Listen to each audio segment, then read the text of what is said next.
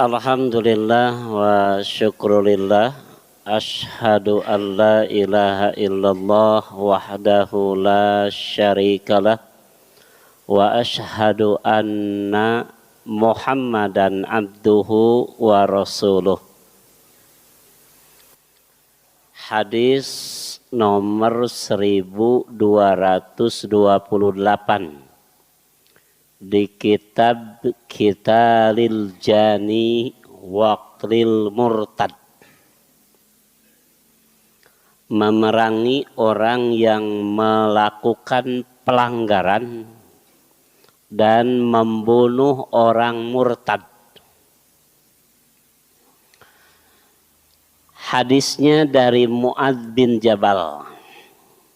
An Mu'adz bin Jabalin radhiyallahu anhu fi rajulin aslama summa tahawwada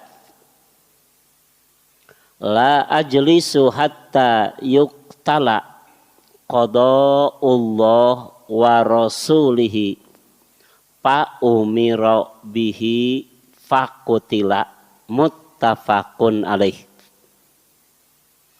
Wa fi riwayatin li Abi Daud wa kana qad ustutiba qabla dzalik.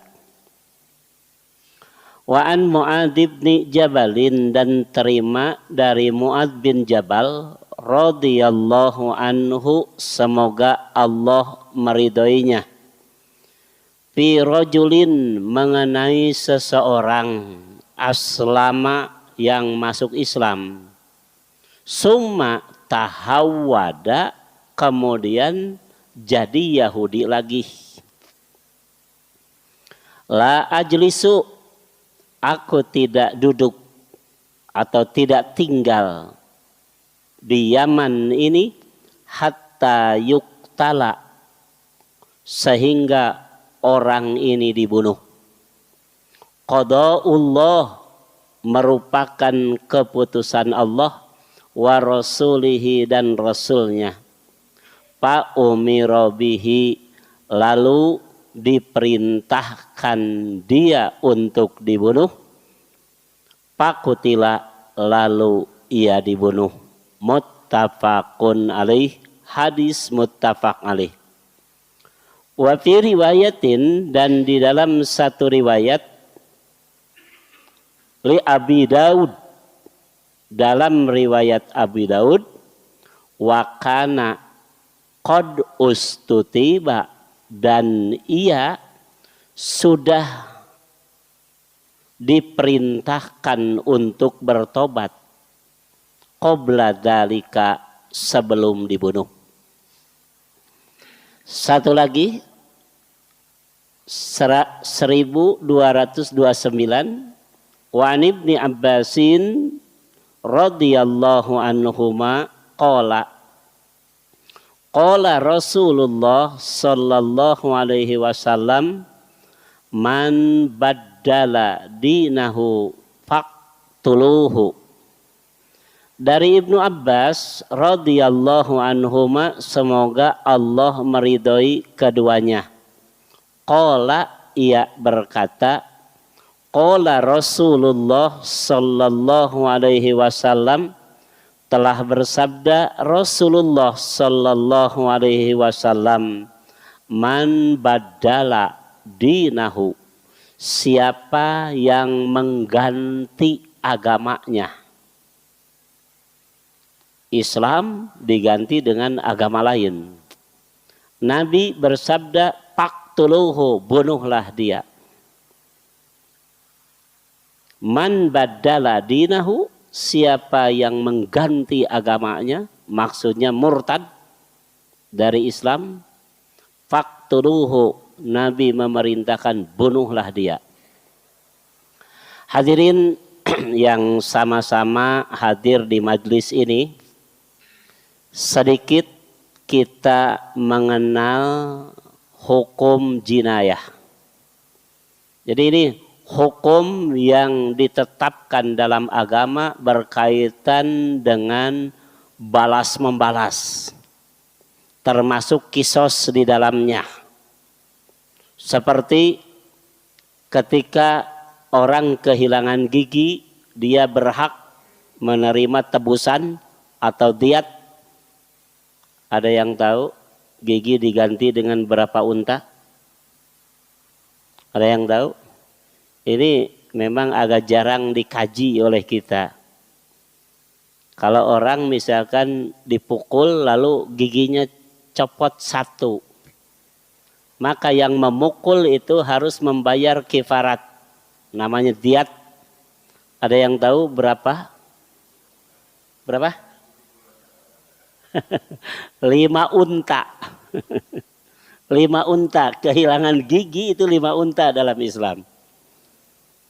Kalau nanti patah tangan atau kaki, dia berhak menerima diat 10 unta.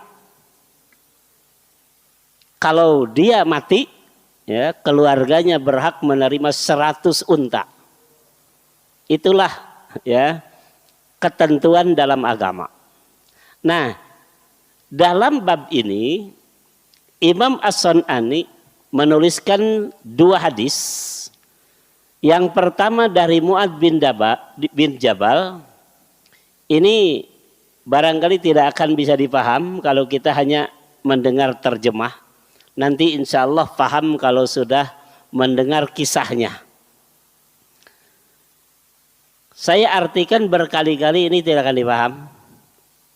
Tapi insya Allah nanti setelah kita mendengar kisahnya seperti apa. Sampai ada kalimat la ajlisu hatta yuktala. Aku tidak akan tinggal di Yaman ini sampai orang ini dibunuh dulu, begitu. Ini kata Mu'adz bin Jabal. Nanti kita jelaskan dengan kisahnya.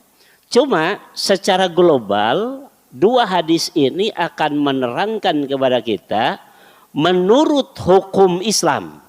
Ini maaf, ini hukum Islam. Barangkali nanti dengan hukum yang ada di kita, hukum negara tentu saja akan berlainan. Ini hukum Islam. Secara hukum yang murtad itu harus dibunuh. Bagaimana yang kafir? Boleh dibunuh? Belum tentu. Tergantung nanti kafir seperti apa. Kalau kafir yang memerangi Islam tentu harus diperangi.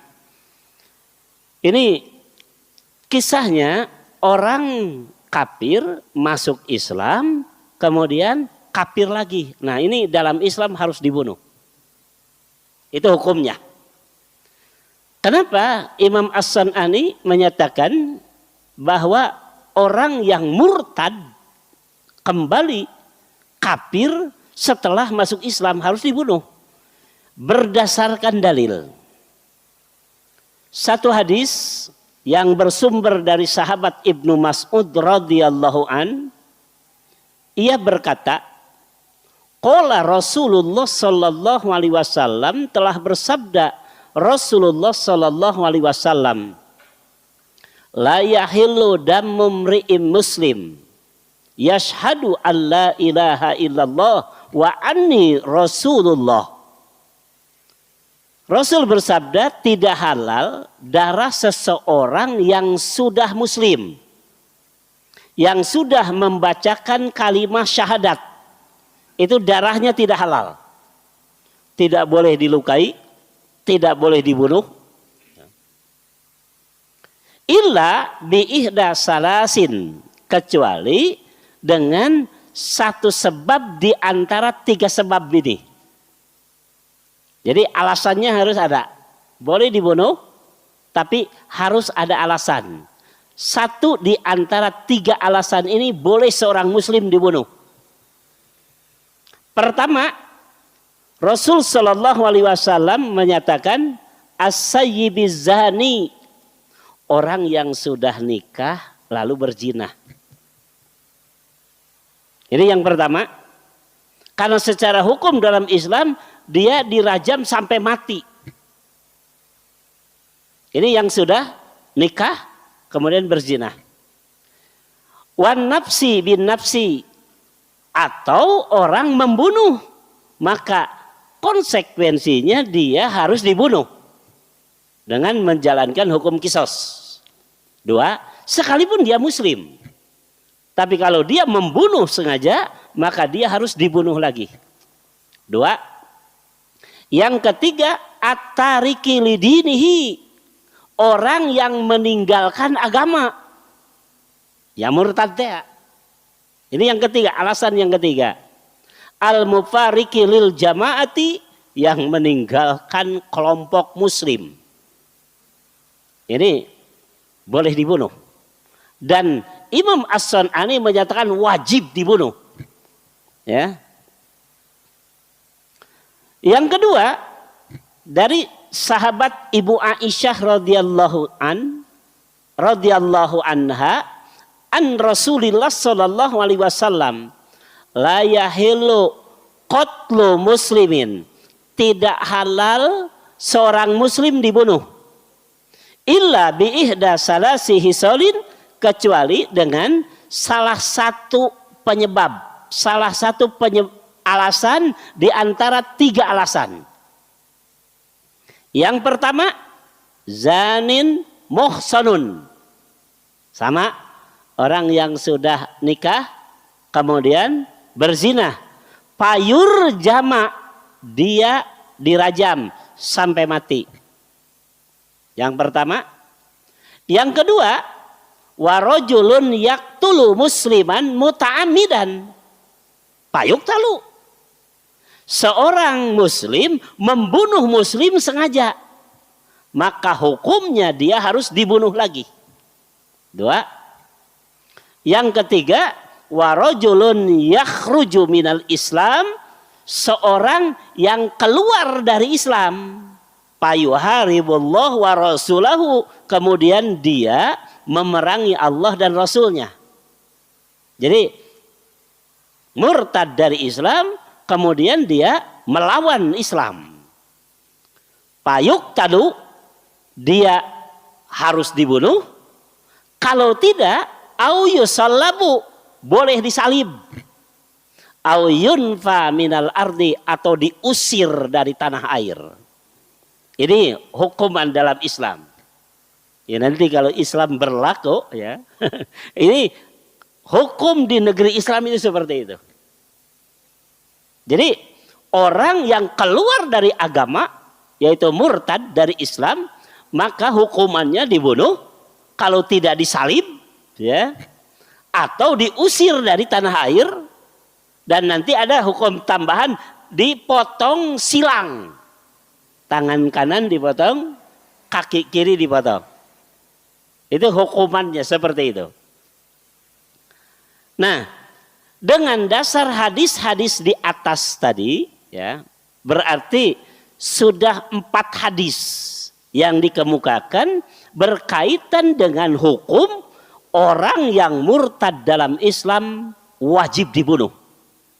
Makanya Imam As-Sun'ani dalam kitab Subulus Salam beliau di juz kedua di halaman 336, Imam As-Sun'ani menyebutkan, ya ummu kulla murtadin anil Islam payuk talu. Secara umum orang yang murtad keluar dari agama Islam payuk talu, hukumannya harus dibunuh, illam yarji ilal Islam, kalau dia tidak kembali lagi kepada Islam. Tapi syaratnya ini murtad, bukan orang kafir, bukan. Dari kafir masuk Islam, kemudian kafir lagi. Begitu.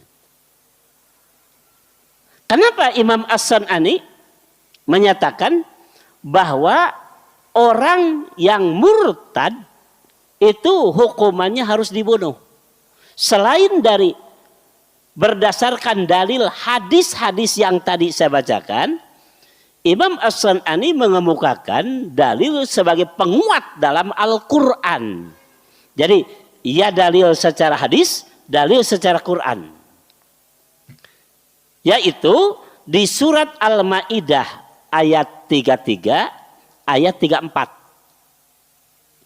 Allah berfirman, a'udzubillahi minasyaitonir rajim, innamal jazaa'ul ladzina yuharibunallah wa rasulahu wa yasa'una fil ardi fasadan. Nah, di sini ada kalimat fil ardi fasadan.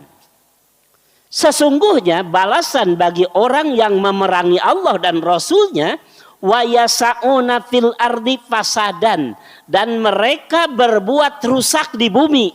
Nah, ini berbuat rusak di bumi itu merusak bumi bukan.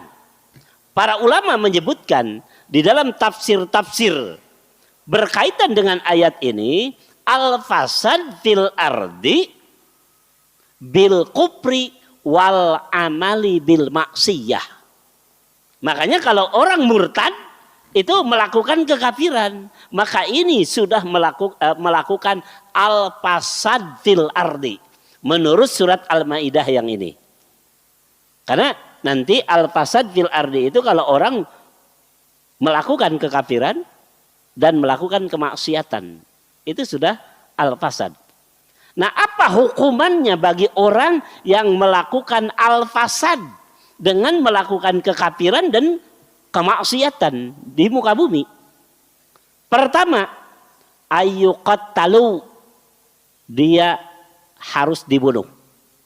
Pertama, au yusallabu, atau disalib. Au tuqatta'a aydihim wa arjuluhum min hilaf, atau dipotong tangan dan kaki secara silang. Jadi kalau tangan yang kanan, kaki yang kiri. Kalau tangan yang kiri, kaki yang kanan. Disilang begitu. Ini bahasanya antuqatta'a aydihim wa arjuluhum min hilafin. Awyun fau minal ardi, atau dia diusir dari tanah air. Jadi diusir dari daerah. Jadi tiga ya. Satu, dibunuh, disalib, dipotong tangan dan kaki cara silang, atau diusir. Dzalika lahum hizyun fid dunya, ini merupakan kehinaan bagi mereka di dunia. Walahum fil akhirati adzabun adzim, dan bagi mereka di akhirat siksa yang sangat besar. Nah, lalu di sini Allah menyebutkan di ayat berikutnya, illalladzina tabu, kecuali orang-orang yang bertobat. Jadi kalau kafir, Islam, kafir lagi, kemudian dia Islam lagi, tidak boleh dibunuh. Kenapa? Masuk dalam kategori illalladzina tabu. Boleh tobat 2 kali. Kafir kan? Islam. Dari kafir, Islam, kemudian dia kafir lagi. Kemudian dia tobat lagi, masuk Islam lagi. Boleh nggak begitu? Boleh. Boleh. Quran menyebutkan illalladzina tabu, kecuali kalau dia bertobat. Nah, hukuman bagi orang yang murtad harus dibunuh atau wajib dibunuh setelah diperingatkan dan diwasiatkan untuk bertobat. Jadi Islam tidak begitu saja membunuh, tidak. Jadi kalau ada orang yang murtad, lalu diperingatkan dulu. Sampai nanti Abu Musa menunggu orang yang akan dibunuh karena murtad sampai menunggu 20 hari. Tiap hari diperingatkan. Mau tobat atau dibunuh? Masih juga datang lagi, mau bertobat, kembali kepada Islam atau dibunuh. Terus sampai 20 hari diberi kesempatan. Nah, inilah Islam. Jadi tidak sekejam pokoknya murtad bunuh, tidak begitu. Ya, tidak begitu. Ada penawaran dulu, mau tobat? Silakan, atau mau dibunuh. Nah, termasuk ini wanita-wanita. Kalau tadi laki-laki, Yahudi ini laki-laki. Bagaimana dengan wanita? Dalam Islam tidak dibedakan dalam had. Dalam waris beda ya. Laki-laki satu, perempuan setengah. Ya, dalam waris. Mengenai hukuman had ini tidak dibedakan. Sehingga para ulama, di antaranya jumhur ulama, mengatakan ila annaha tuqtalul mar'ah al-murtaddah. Wanita yang murtad juga sama hukumannya dibunuh. Jadi tidak begini, misalkan kalau waris kan setengahnya dari laki-laki. Wanita itu setengah dari laki-laki. Tapi mengenai hukum had ini sama. Laki-laki dibunuh, wanita pun dibunuh. Kalau murtad tidak mau bertobat. Kenapa? Jumhur ulama mengatakan bahwa perempuan juga sama hukumannya dibunuh. Karena di hadis tadi dari Ibnu Abbas, Rasul Shallallahu Alaihi Wasallam menyebutkan dengan kalimat man. Bahasa man itu kan lil'am. Man badala dinahu paktuluhu. Siapa saja yang mengganti agamanya dari Islam jadi agama lain, bunuhlah dia. Nah, kalimat man di sini lil'am. Laki-laki, perempuan, orang kaya, orang miskin, siapapun. Karena lil'am. Nah, inilah yang diambil oleh jumhur ulama berkaitan dengan hukuman bagi orang yang murtad itu dibunuh. Ta'ummu zakaro wal unsa. Secara dalil hukumnya umum, baik laki-laki atau perempuan. Yang kedua, dalil yang diambil oleh jumhur ulama, wali annahu akhraja Ibnul Mundir, dan telah meriwayatkan Ibnul Mundir an Ibni Abbasin dari Ibnu Abbas, rawil hadis, perawi hadis yang di atas tadi, annahu qala, sesungguhnya dia berkata, tuqtalul mar'atul murtaddatu, wanita yang murtad juga hukumannya dibunuh. Walima akhrajad Daruqutni, yang ketiga berdasarkan hadis riwayat Ad-Daruqutni, anna Abu Bakrin radhiyallahu an, sesungguhnya Abu Bakar radhiyallahu an qatala imra'atan murtaddatan fi hilafatihi. Abu Bakar Siddiq di masa beliau jadi khalifah, beliau menerapkan hukum bunuh terhadap wanita yang murtad di zaman kekhalifahannya. Was-sahabatu mutawafiruna, sedangkan sahabat waktu itu masih banyak dan tidak ada seorang sahabat pun yang menolak dan memprotes Abu Bakar. Walam yunkir alaihi ahadun, seorang sahabat pun tidak ada yang menyatakan tidak setuju. Semua sahabat setuju. Jadi ini dilakukan oleh sahabat Abu Bakar Siddiq radhiyallahu an. Wa huwa hadisun hasan, dan ini hadisnya hasan. Wa akhraja aidan hadisun marfu, dan banyak juga hadis semakna dengan ini, dengan hadis yang marfu, fi qatlil mar'ati, mengenai wanita yang murtad hukumannya dibunuh juga.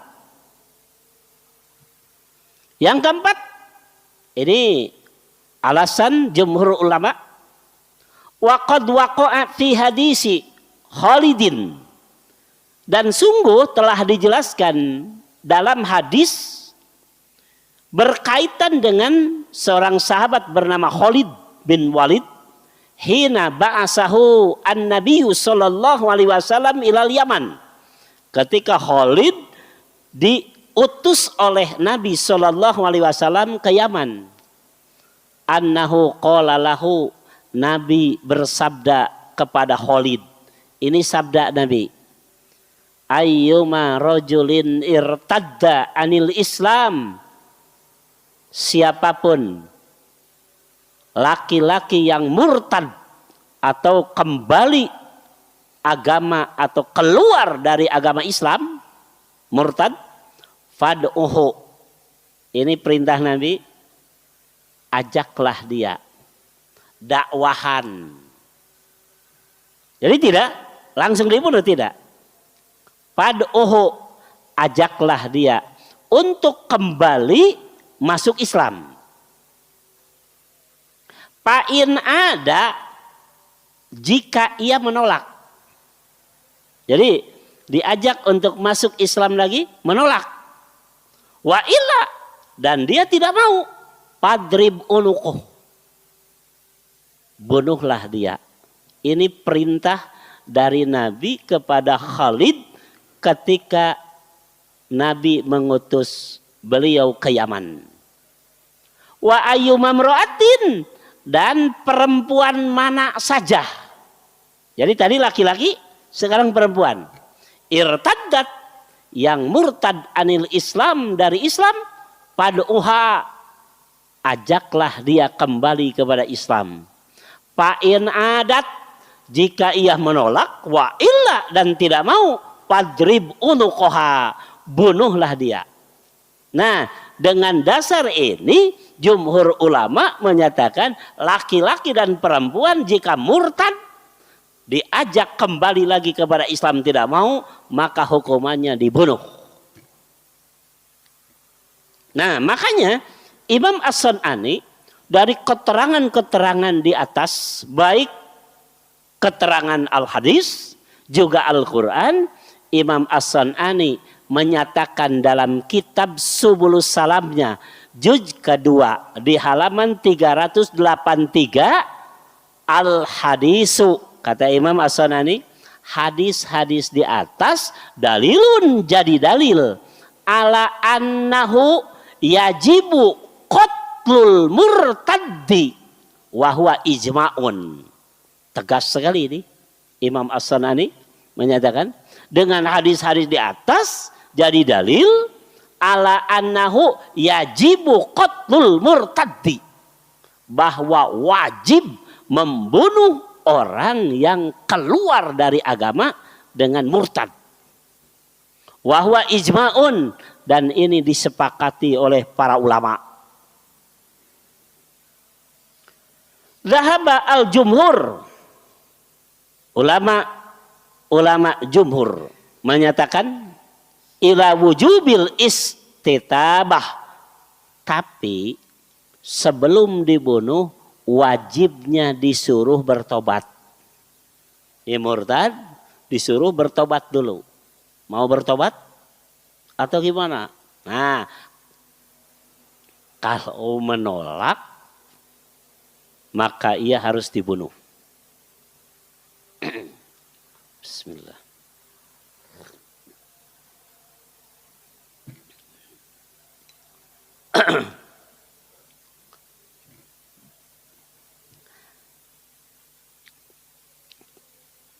Bagaimana Imam As-San'ani mewajibkan bahwa yang murtad wajib dibunuh selain dalil-dalil hadis di atas? Imam As-San'ani menyatakan dalam hadis nomor 1228 tadi mengenai kisah Mu'ad bin Jabal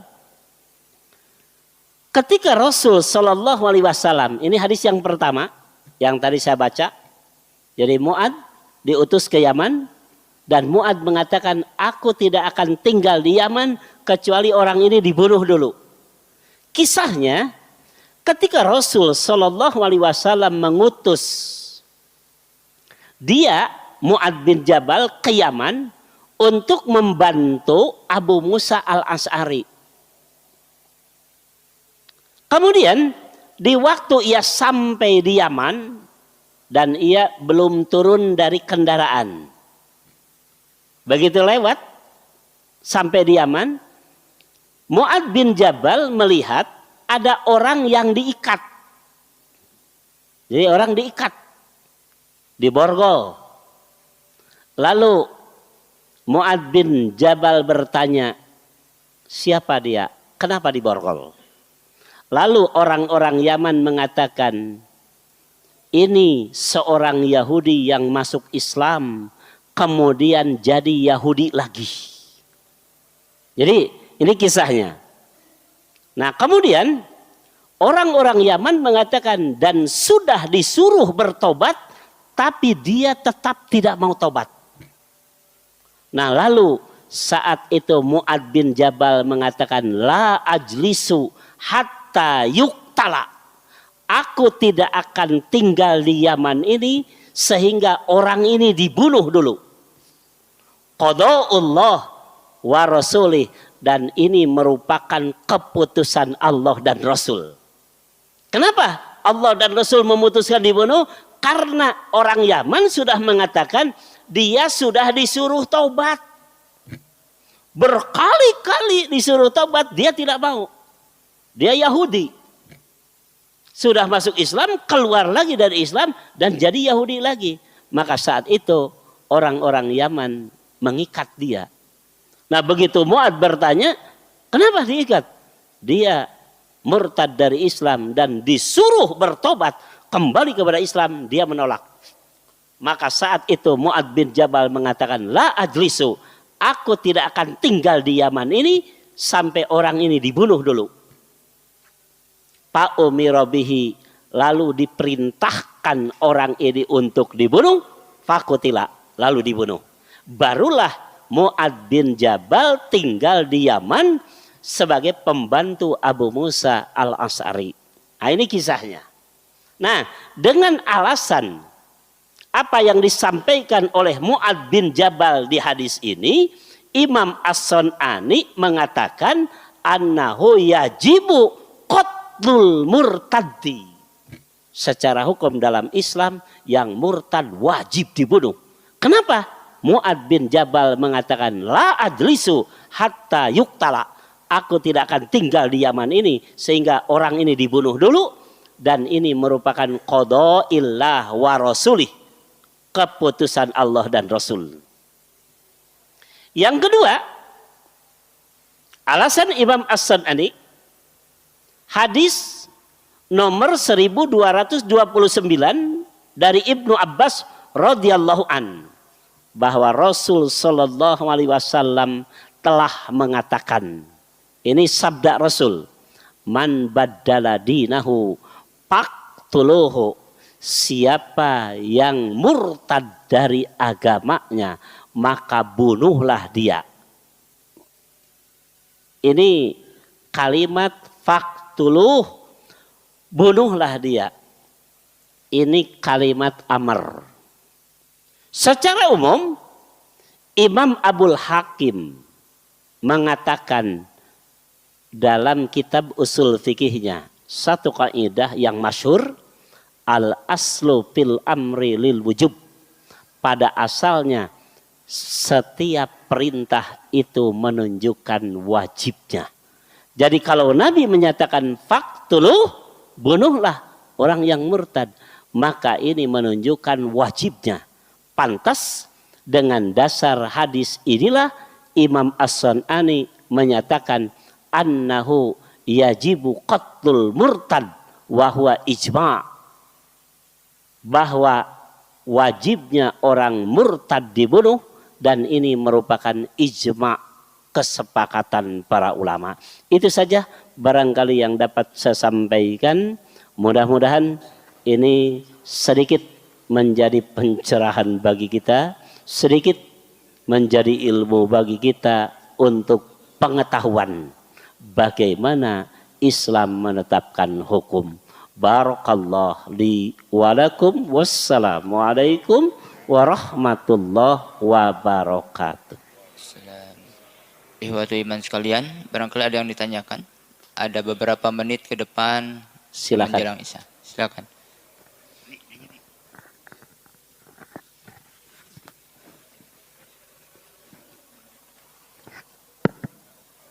Terima kasih Ustadz.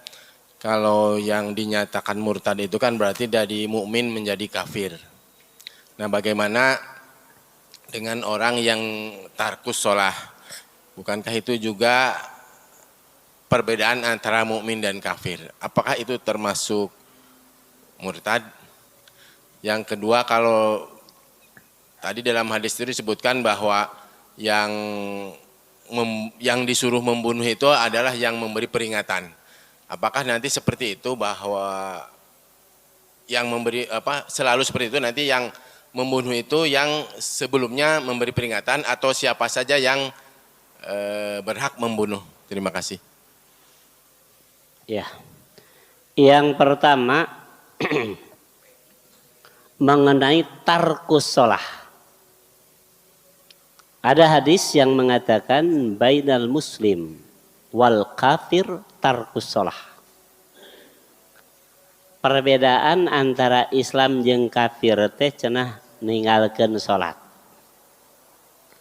Pertanyaan, apa orang tidak sholat sudah dinyatakan kafir? Balikan deh. Orang tidak sholat itu sudah dinyatakan kafir?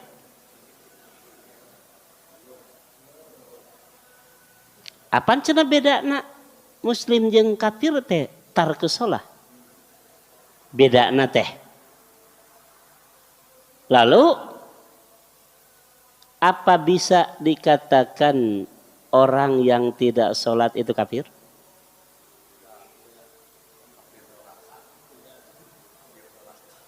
Ya, teruskan. Ketika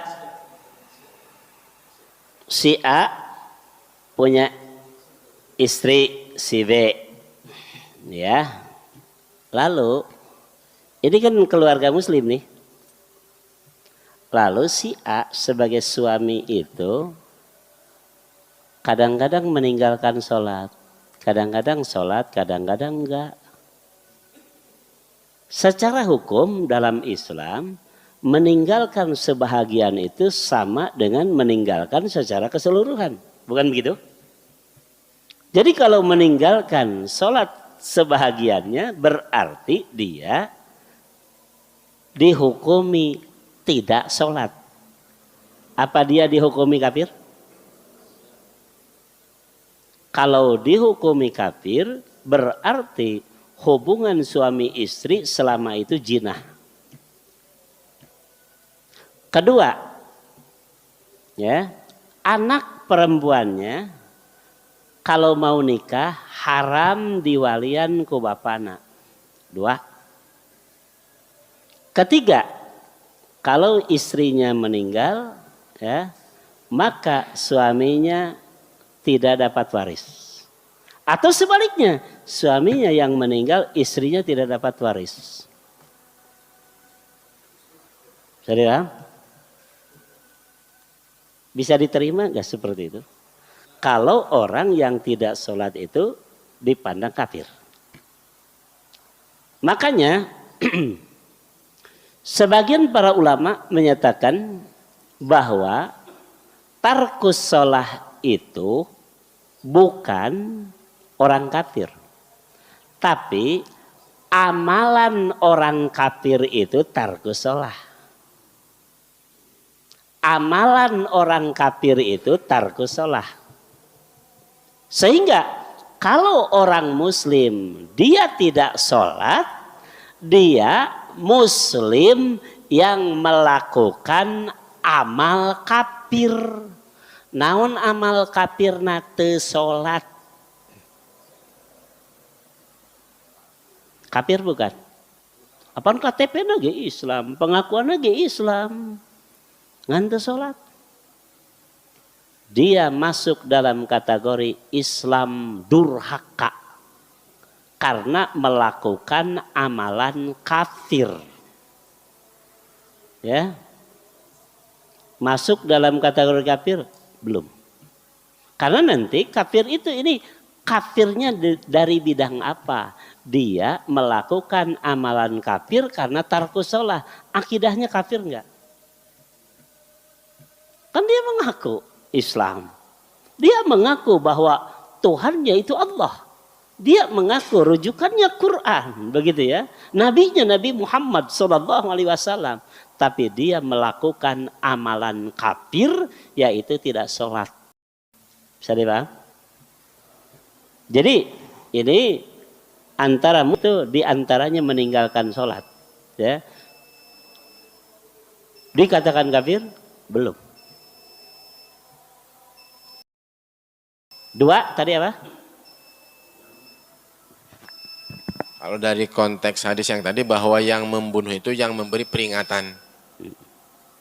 Cukup begitu? Ya. Begini, tadi kisahnya Mu'adz bin Jabal itu membantu Abu Musa di Yaman sebagai qadhi, pemutus. Yang mengajarkan agama, dia sebagai amir di sana. Ketika tadi ada yang murtad, orang Yaman sudah memperingatkan, suruh bertobat, tapi nggak mau juga. Dibunuh oleh orang Yaman? Tidak. Begitu datang Mu'adz bin Jabal, Mu'adz yang menyatakan bunuh dia. Kenapa? Karena Mu'adz saat itu sebagai amir. Dan di sini peran penting amir dalam Islam. Kenapa? Ini untuk kunut nazilah saja tidak boleh. Ini DKM Al-Haq mengadakan kunut nazilah. Nggak boleh. Nggak boleh. Karena kunut nazilah itu dilaksanakan atas instruksi amir dalam Islam. Nanti berhentinya pun diberhentikan oleh amir. Jadi bukan individu, bukan kelompok kecil, bukan begitu. Tapi secara amir dalam Islam yang memerintahkan lakukan kunut nazilah. Dan ini ditetapkan oleh amir dan nanti berhentinya pun ditetapkan oleh amir. Dan dalam Islam ada ketetapan tidak lebih dari 1 bulan untuk mengadakan kunut nazilah. Dan itu dilakukan di tiap waktu sholat. Nah ini sama ketentuan membunuh, ya ini harus dibunuh atau dimaafkan atau ditunggu, itu amir yang menetapkan, bukan individu-individu. Cukup begitu? Ya. Baik, karena sudah masuki waktu Isya, kita tutup saja acara malam ini dengan ucapan alhamdulillah. Alhamdulillahirabbil alamin. Assalamualaikum warahmatullahi wabarakatuh. Waalaikumsalam warahmatullahi wabarakatuh.